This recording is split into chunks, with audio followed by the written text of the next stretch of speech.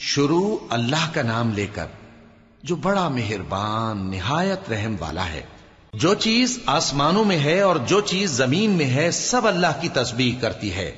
جو بادشاہ حقیقی ہے، پاک ہے، زبردست ہے، حکمت والا ہے۔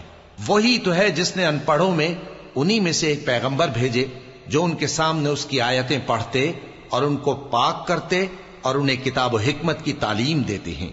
اور اس سے پہلے تو یہ لوگ کھلی گمراہی میں تھے، اور ان میں سے اور لوگوں کی طرف بھی ان کو بھیجا ہے جو ابھی ان مسلمانوں سے نہیں ملے، اور وہ غالب ہے، حکمت والا ہے۔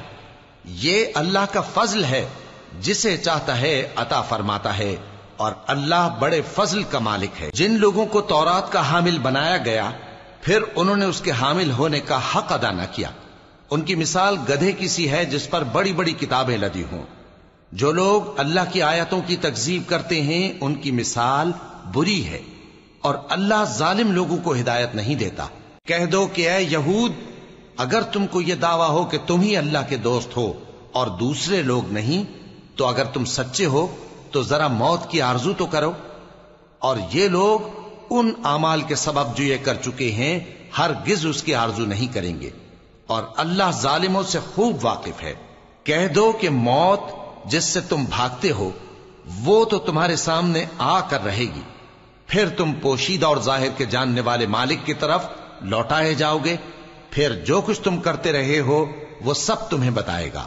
مومنو، جب جمعے کے دن نماز کے لیے اذان دی جائے تو اللہ کے ذکر کی طرف لپکو اور خرید و فروخت ترک کر دو، اگر سمجھو تو یہ تمہارے حق میں بہتر ہے۔ پھر جب نماز ہو چکے تو زمین میں پھیل جاؤ اور اللہ کا فضل تلاش کرو، اور اللہ کو بہت بہت یاد کرتے رہو تاکہ کامیاب ہو جاؤ۔ اور جب ان لوگوں نے سودا بکتا یا تماشا ہوتا دیکھا تو ادھر بھاگ لیے، اور اے نبی صلی اللہ علیہ وآلہ وسلم تمہیں خطبے میں کھڑا چھوڑ گئے۔ کہہ دو کہ جو چیز اللہ کے ہاں ہے وہ تماشے اور سودے سے کہیں بہتر ہے، اور اللہ سب سے بہتر رزق دینے والا ہے۔